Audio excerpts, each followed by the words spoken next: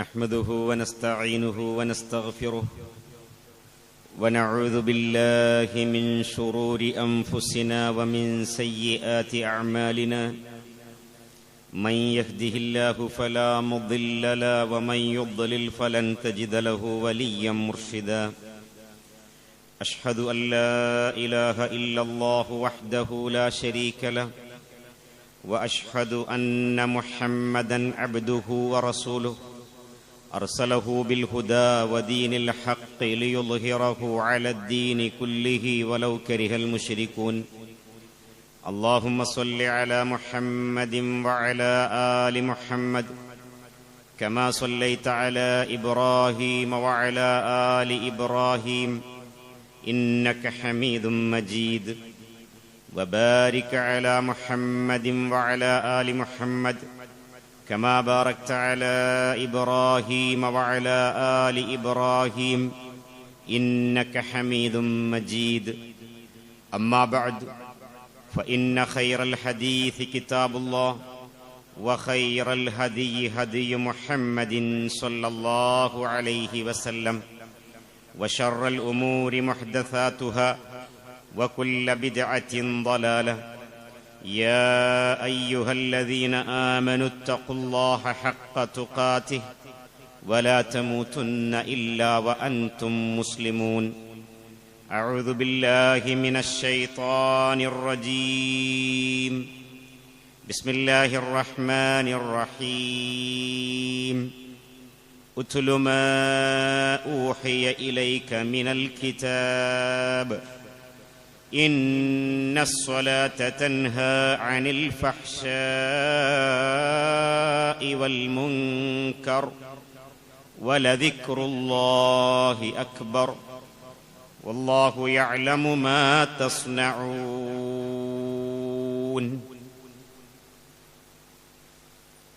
ബഹുമാന്യരായ വിശ്വാസിനികളെ, സഹോദരന്മാരെ, സഹോദരികളെ, അള്ളാഹുവിൻ്റെ ദീനിൻ്റെ നിയമനിർദ്ദേശങ്ങൾക്കനുസരിച്ച് ജീവിതത്തെ തഖ്വയോടുകൂടി ക്രമീകരിക്കാൻ നമ്മളെല്ലാവരും പരിശ്രമിക്കണം. അള്ളാഹുവിൻ്റെ പരിശുദ്ധ ഖുർആനിൽ തഖ്വക്ക് നൽകുന്ന ഉപദേശം, പ്രാധാന്യം എത്രയാണ് എന്ന് നമ്മൾ ധാരാളമായി കേൾക്കുന്നവരാണ്. നമ്മളുടെ ഇബാദാത്തുകൾ പോലും തഖ്വയുള്ള ജീവിതം നമുക്ക് നേടിത്തരാനാണ് എന്നുള്ളതൊക്കെ നമ്മൾ മനസ്സിലാക്കിയിട്ടുണ്ട്.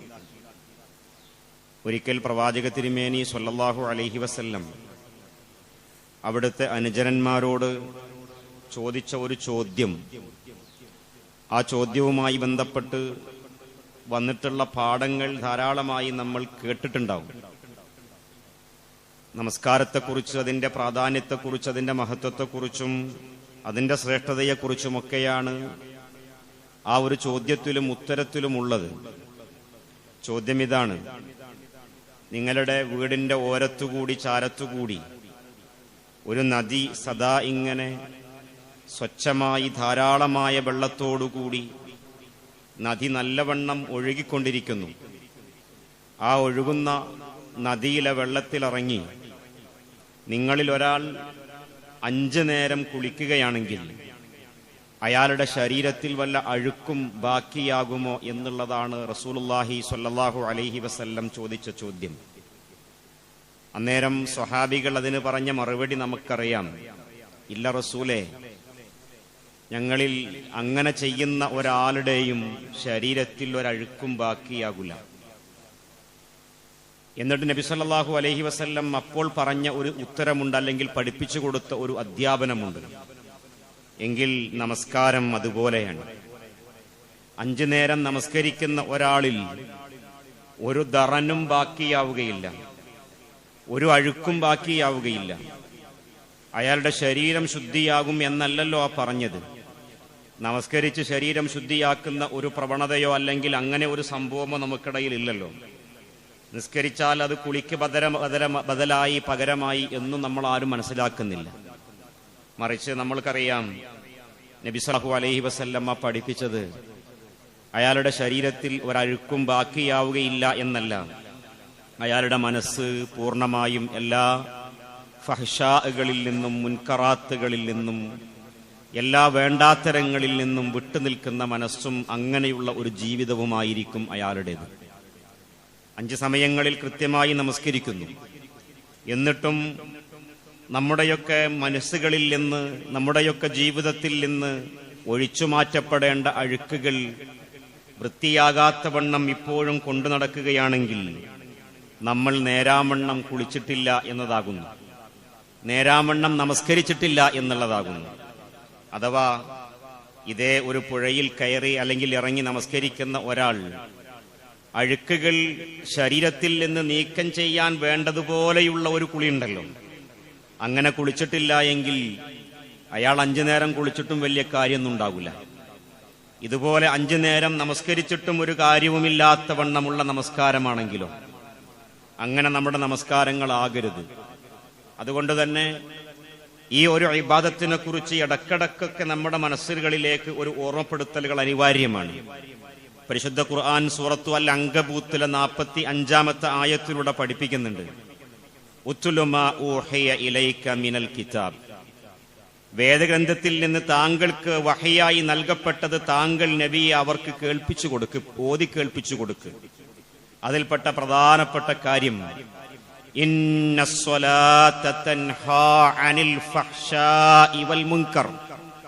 തീർച്ചയായും നമസ്കരിക്കുന്ന നമസ്കാരങ്ങളെ കൊണ്ട് അയാളുടെ ജീവിതത്തിൽ സംഭവിക്കാനിടയുള്ള ഫഹ്ശാകളെയും മുൻകറുകളെയും ആ നമസ്കാരം വിലക്കും, മാറ്റി നിർത്തും എന്നുള്ളതാണ്, തടഞ്ഞു നിർത്തും എന്നുള്ളതാണ്. എന്നാൽ അല്ലാഹു പറഞ്ഞു, വലദിക്റുല്ലാഹി അക്ബർ. ഏറ്റവും വലിയ കാര്യം, ഏറ്റവും വലിയ സംഗതി എന്ന് പറയുന്നത് അല്ലാഹുവോടുള്ള ദിക്ർ നിലനിർത്താൻ സാധിക്കലാണ്. അറിയണം, വല്ലാഹു യഅലമു മാ തസ്നഊൻ. നിങ്ങൾ എന്തൊക്കെ ചെയ്യുന്നുവോ അതിനെക്കുറിച്ചൊക്കെ നല്ലവണ്ണം അറിയുന്നവനാകുന്നു അല്ലാഹു സുബ്ഹാനഹു വ തആല. പ്രിയപ്പെട്ട സഹോദരങ്ങളെ, നമ്മുടെയൊക്കെ ജീവിതത്തിൻ്റെതായ ചില പ്രകൃതികൾ ഉണ്ടാകും. അത് സെട്ടിപ്പിന്റെ ഭാഗമായിക്കൊണ്ട് നമ്മളോടൊപ്പം ഉള്ളതായിരിക്കും. ആ പ്രകൃതിപരമായ അവസ്ഥകളിൽ ചിലത് മനുഷ്യന്റെ സ്വാഭാവികമായ ദുഷിച്ച സ്വഭാവങ്ങളുടെ കൂട്ടത്തിൽപ്പെട്ട ചിലത് മനുഷ്യൻ എപ്പോഴും അല്ല ചിലപ്പോഴെങ്കിലുമൊക്കെ ഒരു തരം അസ്വസ്ഥതയോടുകൂടി ജീവിക്കുന്നവനായിരിക്കും. ആ അസ്വസ്ഥതയെക്കുറിച്ച് അല്ലാഹു പറയുമ്പോൾ എന്തെങ്കിലും ആപത്തുകളോ പരീക്ഷണങ്ങൾ, ദുഷിച്ച പരീക്ഷണങ്ങൾ, ഇടങ്ങേറുണ്ടാക്കുന്ന പരീക്ഷണങ്ങൾ അയാളെ ബാധിച്ചാൽ അയാൾ വല്ലാതെ പരിഭ്രാന്തിപ്പെട്ട് അസ്വസ്ഥനായിങ്ങനെ മാറും. എന്നാലോ എന്തെങ്കിലുമൊക്കെ നന്മയാളെ ബാധിച്ചതെങ്കിലോ ആ നന്മകളിൽ നിന്ന് ഒന്നും തന്നെ ഒരാൾക്കും നൽകാർ നിലക്ക് മനുആയി മാറും. ആ നന്മകളിൽ നിന്ന് ഒരാൾക്കും അയാളിൽ നിന്നൊരു ഉപകാരവും കിട്ടാത്ത വണ്ണം മന്നാഉൻ ലിൽ ഖൈറാകും അയാൾ. എന്നിട്ട് ഈ 2 അവസ്ഥകളെയും തരണം ചെയ്യാൻ സാധിക്കുന്നത് എന്താണെന്ന് പഠിപ്പിച്ചപ്പോൾ അല്ലാഹു സുബ്ഹാനഹു വ തആല പറഞ്ഞു, നമസ്കാരമാണത്. ഇല്ലൽ മുസല്ലീൻ. മനുഷ്യന്റെ സ്വഭാവത്തിൽ അടിഞ്ഞുകൂടാനിടയുള്ള ഈ ദുഷിപ്പുകളെ, ഈ വേണ്ടാത്തരങ്ങളെ, ഈ ദുഷിച്ച കാര്യങ്ങളെ മാറ്റി നിർത്താൻ കെൽപ്പുള്ള വല്ലാത്ത ഒരു ഇബാദത്ത് നമസ്കാരം അതാണെന്നാണ്. നമസ്കരിക്കുന്ന ആളുകൾക്ക് ഇങ്ങനെയാകാൻ കഴിയില്ല, ഈ പറഞ്ഞ അവസ്ഥകളാകാൻ കഴിയില്ല. അവന്റെ ജീവിതത്തിൽ മുൻകറാത്ത് ഉണ്ടാകില്ല, അവന്റെ ജീവിതത്തിൽ ഫഹ്ശാകൾ ഉണ്ടാവുകയില്ല. പ്രിയപ്പെട്ടവരെ, എന്താണ് ഫഹ്ശാഉം മുൻകറാത്തും എന്നറിയുമോ? ഫഹ്ശാ എന്നതിനെ കുറിച്ചും മുൻകറാത്തിനെ കുറിച്ചുമൊക്കെ ഒരു ഖുത്ബയിൽ ഒരു ഭാഗം സൂചിപ്പിച്ചിട്ടുണ്ട്. മുൻകറുകൾ എന്ന് പറഞ്ഞാൽ സമൂഹത്തിൽ പൊതുവിൽ അതേക്കുറിച്ചിട്ടിങ്ങനെ അത് വേണ്ടാത്തരമാണ് എന്നിങ്ങനെ വേണ്ടാത്തൊരു കങ്ങരിയാണ് എന്ന് അറിയപ്പെട്ടതാണെങ്കിലും എന്നാൽ ശറഅ് അത് നേർക്കുനേരെ അതിങ്ങനെ ഒരു തിന്മയായ കാര്യമാണ് എന്ന് പഠിപ്പിച്ചിട്ടില്ലാത്ത കാര്യങ്ങൾ, ആ ഒരു തരത്തിലുള്ള വിശദീകരണങ്ങൾ ഇമാം ഷഅറാബി റഹ്മത്തുള്ളാഹി അലൈഹി പറഞ്ഞിട്ടുണ്ട്. ഇനി ഫഹ്ശ എന്ന് പറഞ്ഞാൽ ശറഉം മനുഷ്യപ്രകൃതിയും സാമൂഹികമായി കൊണ്ട് മനുഷ്യന്റെ പൊതുവികാരങ്ങളും പൊതുവായ ചിന്തകളും ഒക്കെ അടിസ്ഥാനത്തിൽ തിന്മയാണ് എന്ന് പൊതുവിൽ മുദ്രണം ചെയ്യപ്പെട്ട കാര്യങ്ങൾ, അവയാകുന്നു ഫഹ്ശാകൾ എന്ന് പറയുന്നത്. അങ്ങനെയെങ്കിൽ ആലോചിച്ചു നോക്കൂ, സിന ഫഹ്ശാ ആണ്, അതേപോലെ സരിഖത്ത്, മോഷണം ഫഹ്ശാ ആണ്. എന്നാൽ നമ്മുടെ ജീവിതത്തിൽ മനുഷ്യന്മാർ പൊതുവിൽ അംഗീകരിക്കുന്ന കുറെ മുൻകറാത്തുകൾ ഉണ്ടാകും. ശറഅ് അത് മുൻകറുകളാണ് എന്ന് പറഞ്ഞിട്ടുണ്ടാകില്ല. അവൻ ജീവിക്കുന്ന സമൂഹത്തിൽ അത് മുൻകറാത്തുകളായിക്കൊണ്ട് മുദ്രണം ചെയ്യപ്പെട്ടിട്ടുണ്ടാകും. അല്ലെങ്കിൽ അവന്റെ നിയമങ്ങൾ, മനുഷ്യൻ നിർമ്മിച്ചുണ്ടാക്കിയ നിയമങ്ങൾ അത് വേണ്ടാത്തരമാണ് എന്നുള്ള നിലക്ക് വിധി എഴുതിയിട്ടുണ്ടാകും. അങ്ങനെ കുറെ കാര്യങ്ങളുണ്ടാകും. ഉദാഹരിച്ചു പറയുമ്പോൾ പെട്ടെന്ന് പറയാൻ കഴിയുന്ന ഒന്ന്, നമ്മൾ പള്ളിയിലേക്ക് വരികയാണ്, സുബഹിക്ക് നിസ്കരിക്കാൻ വേണ്ടി വരികയാണ്, സുബഹിക്ക് തന്നെ ആയിക്കോട്ടെ, നിസ്കരിക്കാൻ വേണ്ടി വരികയാണ്. അപ്പൊ ആ സമയത്ത് വീട്ടിൽ നിന്ന് ഇറങ്ങുമ്പം ഒരൊറ്റ തോന്നല്, ഇപ്പൊ എന്തായാലും MVD ഉണ്ടാവൂല, ഇപ്പൊ എന്തായാലും മോട്ടോർ വെഹിക്കിൾ ഇൻസ്പെക്ഷൻ ഒന്നും ഉണ്ടാകൂല, അതുകൊണ്ട് തലയിൽ ഹെൽമറ്റ് വെച്ചിട്ടില്ലെങ്കിലും കുഴപ്പമൊന്നുമില്ല എന്ന് ഒരാൾ വിചാരിക്കുകയും ഈ നിയമം ലംഘിച്ചു അയാളുടെ വാഹനം ഓട്ടുകയുമാണെങ്കിലോ, ഇങ്ങനെ നിയമങ്ങൾ ലംഘിക്കുക എന്ന് പറയുന്നത് പൊതുവിൽ വേണ്ടാത്തരമായിക്കൊണ്ട് സമൂഹത്തിൽ മുദ്രണം ചെയ്യപ്പെട്ടതോ, നമ്മളൊക്കെയും തിന്മയായിക്കൊണ്ട് അല്ലെങ്കിൽ നിയമവിരുദ്ധമായിക്കൊണ്ട്, തിന്മ എന്ന് പറയണ്ട, നിയമവിരുദ്ധമായിക്കൊണ്ട് മനസ്സിലാക്കുന്ന കാര്യങ്ങളോ ആണ്. ഇത്തരം കാര്യങ്ങളൊക്കെയും മുൻകറകളുടെ കൂട്ടത്തിൽ ഉൾപ്പെടുമെന്നതാണ്. എന്ന് പറഞ്ഞാൽ നമ്മുടെ നന്മയ്ക്ക് വേണ്ടി നമ്മൾ ജീവിച്ചു കൊണ്ടിരിക്കുന്ന സമൂഹത്തിൽ പൊതുവിൽ അംഗീകരിക്കപ്പെട്ടിട്ടുള്ള നിയമങ്ങളായിക്കൊണ്ട് മുന്നിലുള്ള കാര്യങ്ങൾ അത് ലംഘിക്കുക എന്ന് പറയുന്നത് മുൻകറുകളാണ് എന്നർത്ഥം. ഇങ്ങനെ മുൻകറുകൾ ചെയ്യുന്ന ഒരു മനുഷ്യൻ, അയാൾ പള്ളിയിലേക്ക് വരുന്നു, നമസ്കരിക്കുന്നു, നമസ്കാരം വളരെ വൃത്തിയായി ചെയ്യുന്നു, പൊതുവായി അയാളുടെ കാഴ്ചപ്പാട് വൃത്തിയായി ചെയ്യുന്നു, എന്നിട്ടോ അയാളുടെ മുൻകറാത്ത് ഒഴിവാക്കേണ്ട ഇത്തരം മുൻകറാത്തുകളിൽ നിന്ന് അയാൾ വിട്ടുനിൽക്കുന്നുമില്ല. ചെറിയൊരു കാര്യം പറഞ്ഞതാണ്. ഇങ്ങനെ ഒരുപാട് കാര്യങ്ങളുണ്ടാകും. ഇങ്ങനെയുള്ള ഒരു നമസ്കാരമാണെങ്കിൽ ഇതുപോലെ തന്നെ വേണ്ടാത്തരങ്ങൾ എന്നുള്ള നിലക്ക് നമ്മുടെ ജീവിതത്തിൽ ഒരുപാടുണ്ടാകും. അത്തരം വേണ്ടാത്തരങ്ങൾ വിട്ടുനിൽക്കാത്ത നമസ്കാരങ്ങൾ നമ്മുടേതെങ്കിൽ, അപ്പോൾ നിയമവിരുദ്ധമായിക്കൊണ്ട് നമ്മുടെ നന്മയ്ക്ക് വേണ്ടി, സമൂഹത്തിന്റെ നന്മയ്ക്ക് വേണ്ടി, പൊതു നന്മയ്ക്ക് വേണ്ടി നമ്മളൊക്കെയും അവലംബിക്കേണ്ടതായ നിയമങ്ങൾ അത് ലംഘിക്കുക എന്ന് പറയുന്നത് മുൻകറാത്തുകളാകുന്നു. അതേപോലെ തന്നെ ഇസ്ലാമിക വിരുദ്ധമാണ്, ശരീഅത്തിന് വിരുദ്ധമാണ് എന്ന് പഠിപ്പിക്കപ്പെട്ടുള്ള കാര്യങ്ങൾ അവയൊക്കെയും ഫഹ്ശാഅകളാകുന്നു. ഈ ഫഹ്ശാഅകളിൽ നിന്നും മുൻകറാത്തുകളിൽ നിന്നും മുൻകറുകളിൽ നിന്നും വിട്ടുനിൽക്കാത്തവന്റെ നമസ്കാരം, ആ നമസ്കാരങ്ങൾക്ക് അള്ളാഹുവിന്റെ അടുക്കലുള്ള സ്ഥാനത്തെക്കുറിച്ച് നമ്മൾ പഠിക്കുമ്പോൾ ചില കാര്യങ്ങൾ നമ്മൾ മനസ്സിലാക്കേണ്ടതുണ്ട്. ഒന്നാമതായി, നമസ്കാരം എന്ന് പറയുന്നത് സ്വലത്തും ബൈനൽ അബ്ദി വറബ്ബിഹി എന്നതാണ്. അവന്റെ അടിമയും ഉടമയായ റബ്ബും തമ്മിലുള്ള അതിശക്തമായ ബന്ധമാകുന്ന നമസ്കാരം എന്ന് പറയുന്നത്. ആ നമസ്കാരം കൊണ്ട് റബ്ബുമായി കൊണ്ടുള്ള ബന്ധത്തെ ഊട്ടിയുറപ്പിക്കാനും ശക്തിപ്പെടുത്താനും നമുക്ക് സാധിക്കുന്നുണ്ടോ? സാധിക്കുന്നില്ലാത്ത പക്ഷം നമസ്കാരത്തിന്റെ മർത്തബ എവിടെയാണ് എന്ന് നമ്മൾ ആലോചിക്കേണ്ടതുണ്ട്. നമസ്കാരത്തിന്റെ സ്ഥാനം എവിടെയാണ് എന്ന് നമ്മൾ ചിന്തിക്കേണ്ടതുണ്ട്. നോക്കൂ, നിങ്ങൾ 5 കാര്യങ്ങൾ പറയാം. ആ 5 കാര്യങ്ങളും നമ്മളിങ്ങനെ ആലോചിക്കുക. എന്റെ നമസ്കാരം എവിടെയാണ്? നമ്മൾ നമസ്കരിക്കാതിരിക്കുക, നമസ്കാരം പാടെ ഉപേക്ഷിക്കുക എന്നുള്ളയിടത്ത്, നമസ്കാരം പാടെ ഉപേക്ഷിക്കുക എന്നുള്ളയിടത്ത് നമ്മളെക്കുറിച്ച് തർക്കുസ്വലാത്തിനെ കുറിച്ച് ആലോചിച്ചു നോക്കൂ. പ്രവാചകൻ സല്ലല്ലാഹു അലൈഹി വസല്ലം പഠിപ്പിച്ചു, അൽ അഹ്ദുല്ലദീ ബൈനനാ വബൈനഹും അസ്സലാത്തു ഫമൻ തറകഹാ ഫഖദ് കഫറ. നമുക്കും അവർക്കും ഇടയിലുള്ള വ്യത്യാസം എന്ന് പറയുന്നത് നമസ്കാരമാണ്. നമസ്കാരം ഉപേക്ഷിക്കുന്നവൻ അവൻ അതോടുകൂടി തന്നെ കുഫ്റിലാണ് എന്ന് നബി സല്ലല്ലാഹു അലൈഹി വസല്ലം പഠിപ്പിച്ചു. നമസ്കാരം ഉപേക്ഷിക്കുന്നവരായിരിക്കില്ല ഈ ഇരിക്കുന്നവരാരും. അങ്ങനെ വിശ്വസിക്കാനാണ് ഇഷ്ടം. അങ്ങനെ ഉണ്ടാവാൻ പാടില്ല. കാരണം അത് വല്ലാത്ത ഗുരുതരമായ, നമ്മൾ കുഫ്റിൽ അകപ്പെട്ടു പോയിട്ടുള്ളയിടത്തേക്കാണ് അത് ഉള്ളത് എന്നുള്ള തിരിച്ചറിവ് എല്ലാവർക്കും ഉണ്ടാകും. ഒരു വക്തത്വം നമസ്കരിക്കാതിരിക്കുക എന്നുള്ളത്, നമസ്കാരം ഉപേക്ഷിക്കുക എന്നുള്ളത് നമ്മളിൽ ഒരിക്കലും സംഭവിക്കാൻ പാടില്ലാത്തതാണ്. അഥവാ ഒരാളിൽ അങ്ങനെ സംഭവിച്ചിട്ടുണ്ടെങ്കിൽ ആ വിഷയത്തിൽ തികഞ്ഞ തൗബ അനിവാര്യമാണ്, ആത്മാർത്ഥമായ തൗബ അനിവാര്യമാണ്. ഇനി അങ്ങനെയൊന്ന് സംഭവിക്കില്ലെന്നുള്ള ഏറ്റുപറച്ചിലോടുകൂടി പ്രതിജ്ഞാബദ്ധമായി കൊണ്ട് നമസ്കാരം എന്ന ഇബാദത്തിലേക്ക് തിരിച്ചു വരാൻ തക്കതായ രീതിയിലുള്ള തൗബ അയാൾക്ക് അനിവാര്യമാണ്. ഇരിക്കട്ടെ, അത് നമ്മൾ ഇപ്പൊ ഇത് വിഷയം പറയുമ്പോൾ സൂചിപ്പിക്കേണ്ട ഒരു കാര്യം എന്നൊക്കെ സൂചിപ്പിച്ചു എന്ന് മാത്രം. എന്നാലോ ഒരു 5 മർത്തബകൾ പറയാം. നമസ്കരിക്കുന്ന ആളുകളുടേതാണത്.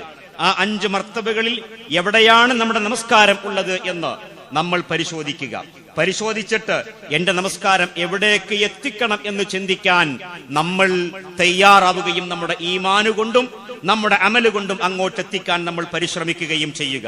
ഏതൊക്കെയാണെന്നോ അവ, 1 മുആഖബാവുക എന്നുള്ളതാണ്. നമസ്കരിച്ചുകൊണ്ട് ആ നമസ്കാരത്തിലൂടെ തന്നെ ശിക്ഷയ്ക്ക് വിധേയനാകുന്ന ഒരു അവസ്ഥയെ കുറിച്ച് ആലോചിച്ചു നോക്കൂ. നിസ്കരിക്കുന്നു, പള്ളിയിൽ നമസ്കരിക്കുന്നു, അല്ലെങ്കിൽ വീട്ടിൽ വെച്ച് നമസ്കരിക്കുന്നു, നമസ്കാരം കൃത്യമാണ്, നിസ്കരിക്കുന്നുണ്ട്. പക്ഷേ ആ നമസ്കാരം തന്നെയും അയാൾക്ക് ശിക്ഷയ്ക്ക് കാരണമാണ്. അങ്ങനെ ഒരു നമസ്കാരക്കാരനെ കുറിച്ച് ആലോചിച്ചു നോക്കൂ.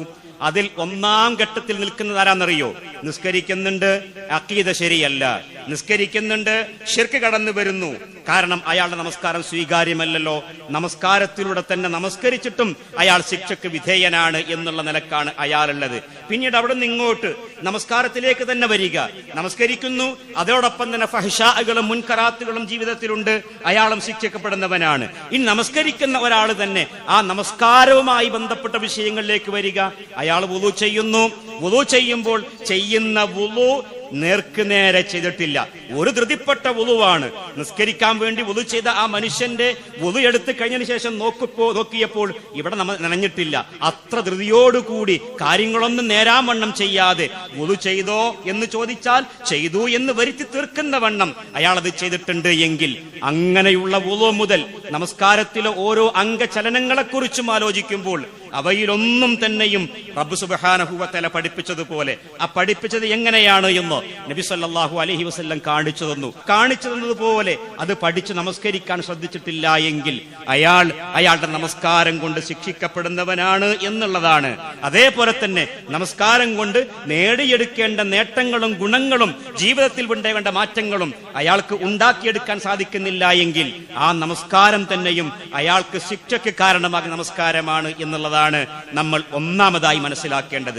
ഇതിൽ ഇവിടെയാണോ നമ്മളുള്ളത് എങ്കിൽ നമ്മുടെ നമസ്കാരത്തിന്റെ അവസ്ഥകളെ കൃത്യമായി മാറ്റിപ്പണിയാനും പരിവർത്തിപ്പിക്കാനും മാറ്റത്തെ കൊണ്ടുവരാനും നമ്മൾ ഓരോരുത്തരും പരിശ്രമിക്കേണ്ടതുണ്ട്. അതിനുവേണ്ടി നമ്മൾ പ്രാർത്ഥിക്കുകയും പ്രയത്നിക്കുകയും ചെയ്യേണ്ടതുണ്ട്. രണ്ടാമത്തേത് മുഹാസബാണ്. മുഹാസബ് എന്നാണ് പറയേണ്ടത്. എന്ന് പറഞ്ഞാൽ നമസ്കരിക്കുന്ന മനുഷ്യൻ അയാൾ ആ നമസ്കാരത്തിന്റെ കാര്യത്തിൽ റബ്ബിന്റെ അടുക്കലേക്ക് എത്തുമ്പോൾ നമസ്കാരം സ്വീകരിക്കണമോ വേണ്ടയോ എന്ന കാര്യത്തിൽ കഠിനമായ വിചാരണയ്ക്ക് ശേഷം മാത്രം അല്ലാഹു സുബ്ഹാനഹു വ തആല തീരുമാനിക്കേണ്ടതായ അവസ്ഥയുള്ള നമസ്കാരം. അയാളുടെ നമസ്കരിച്ചിട്ടുണ്ടോ? ഉണ്ട്. എങ്ങനെയൊക്കെ നമസ്കരിച്ചിട്ടുണ്ട്? വുളു ചെയ്തിട്ടുണ്ടോ? കൃത്യമായി വുളു ചെയ്തിട്ടുണ്ട്. ബാഹ്യമായി കൊണ്ടുള്ള കാര്യങ്ങളോ അതും ഒക്കെയും അങ്ങനെയൊക്കെ നോക്കുമ്പോൾ ശരിയായിട്ടുണ്ട്. പക്ഷേ നമസ്കരിച്ച സമയത്ത് മനസ്സിന്റെ സാന്നിധ്യം നോക്കുമ്പോൾ അത് പൂർണ്ണമായും നഷ്ടപ്പെട്ടു പോയിട്ടുണ്ട്.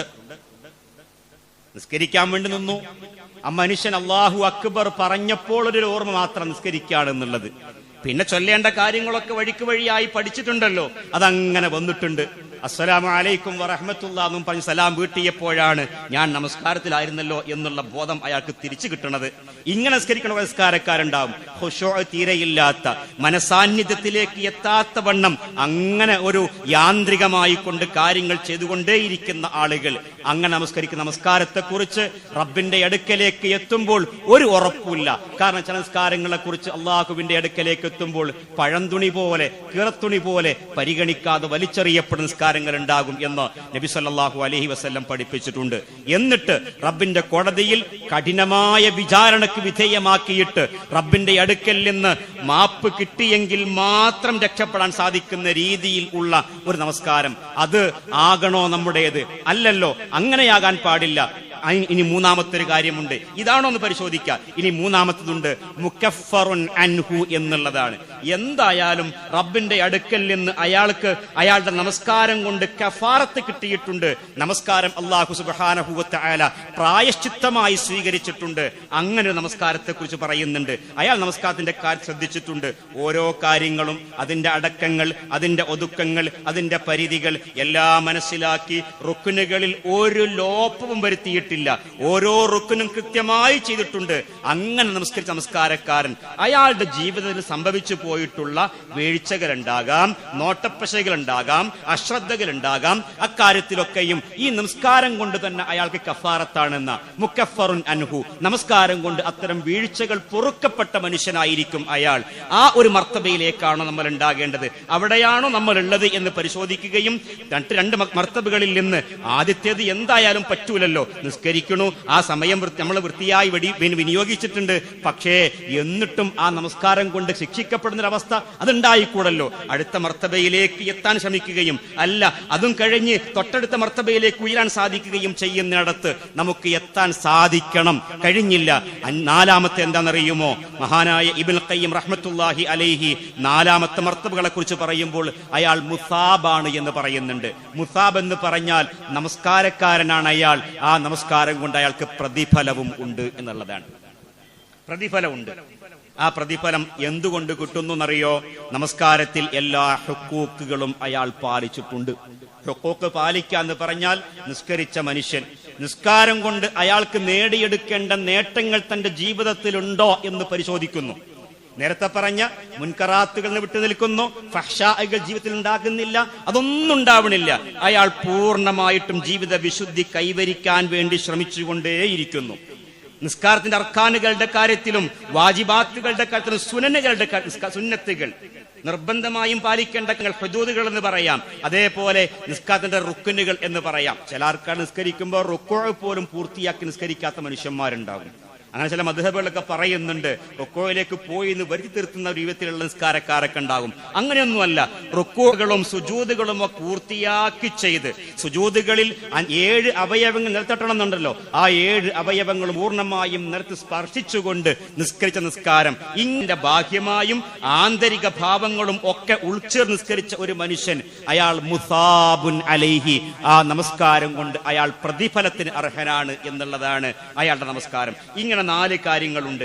5ാമത്തെ ഒന്നുകൂടിയുണ്ട്, വഴിയെ പറയാം. അല്ലാഹു സുബ്ഹാനഹു വ തആല നമസ്കാരം കൊണ്ട് നേടിയെടുക്കേണ്ട കാര്യങ്ങളെ നേടിയെടുക്കുന്നുണ്ടോ എന്ന് പരിശോധിക്കാനും ഇനിയും നമ്മൾ നമസ്കരിച്ചു എന്ന് വരുത്തി തീർക്കുന്ന രീതിയിൽ അങ്ങനെ മുന്നോട്ട് പോകുന്നതിന് പകരം ഇല്ല, റബ്ബിന്റെ കോടതിയിലെത്തുമ്പോൾ ഞാൻ നമസ്കാരക്കാരനാണ് എന്നുള്ള നിലക്ക് പ്രതിഫലം ഏറ്റുവാങ്ങുന്നവരുടെ കൂട്ടത്തിലേക്ക് നമുക്ക് ഉൾപ്പെടാൻ സാധിക്കണം. അല്ലാഹു നമുക്കതിന് തൗഫീഖ് നൽകി നമ്മെ അനുഗ്രഹിക്കുമാറാവട്ടെ.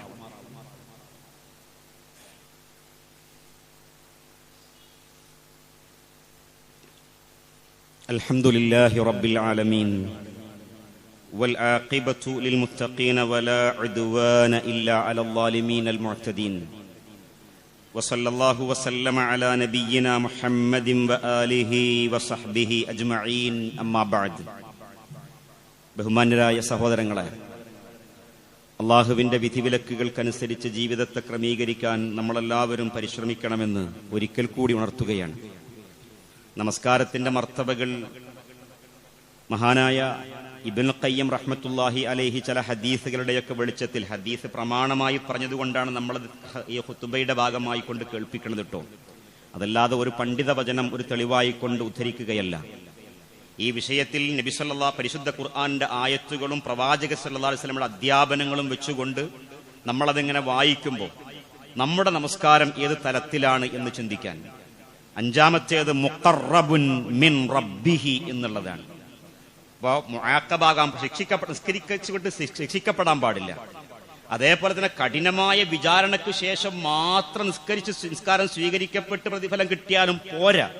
കാരണം ചിലപ്പോൾ തള്ളപ്പെട്ടേക്കാം, ചിലപ്പോൾ ഒഴിവ് കഴിവ് കിട്ടിയേക്കാം, അത്രേ പ്രതീക്ഷയുള്ളൂ.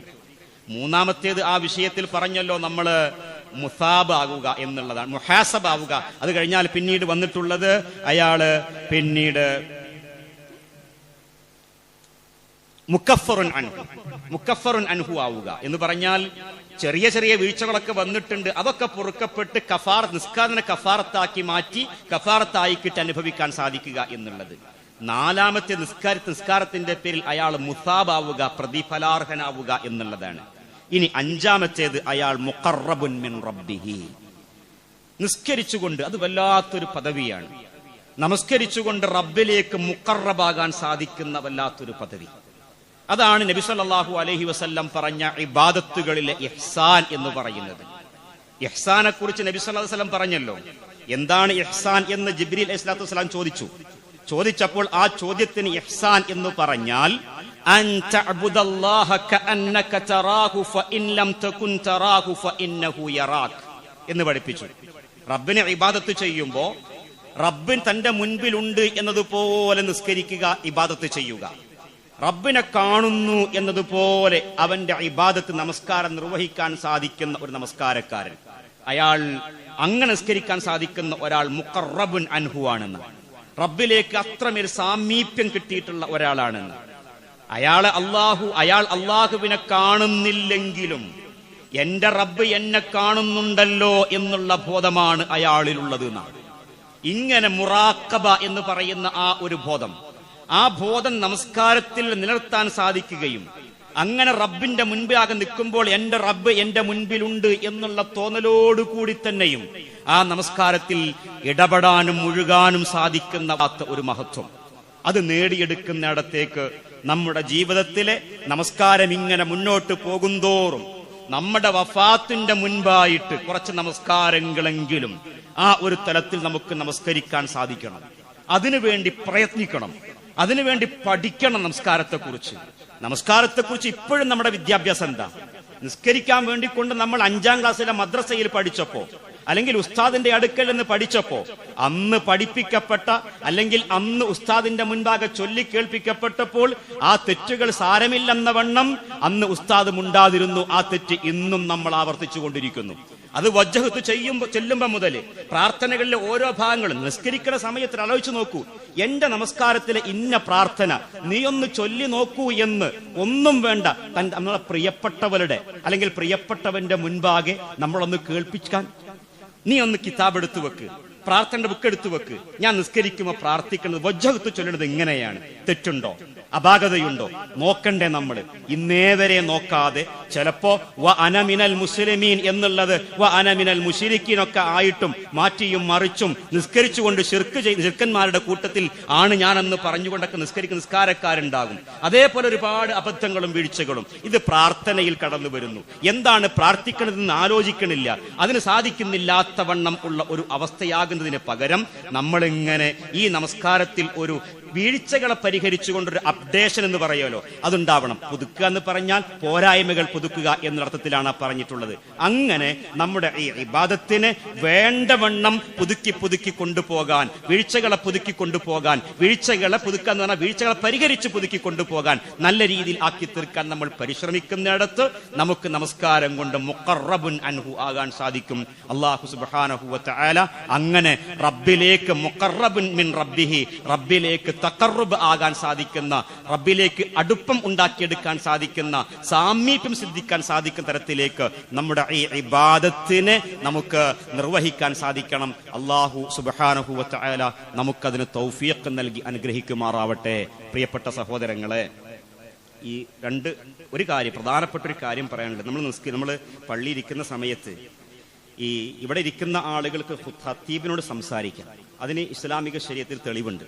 സംസാരിക്കാം. നിങ്ങൾക്ക് എന്തെങ്കിലും ഈ സമയത്ത് ചോദിക്കണമെങ്കിൽ അത് ചോദിക്കണം എന്ന് പറയാനല്ല, ചോദിച്ചപ്പോൾ ഇന്നപ്പോഴത്തെ ഖത്തീമാർക്ക് ഉത്തരം പറഞ്ഞ് കിട്ടിക്കോളണമെന്നൊന്നുമില്ല, റസൂലുള്ളാഹിന്റെ കാലഘട്ടം ഒന്നുമല്ലല്ലോ. പക്ഷെ സംസാരിക്കാം. പക്ഷേ പറഞ്ഞു വന്നതാണ്, അങ്ങോട്ടും ഇങ്ങോട്ടും സംസാരിക്കാൻ പാടില്ല. നിസ്കാരം ജുമുഅ ബാത്തിലാവും.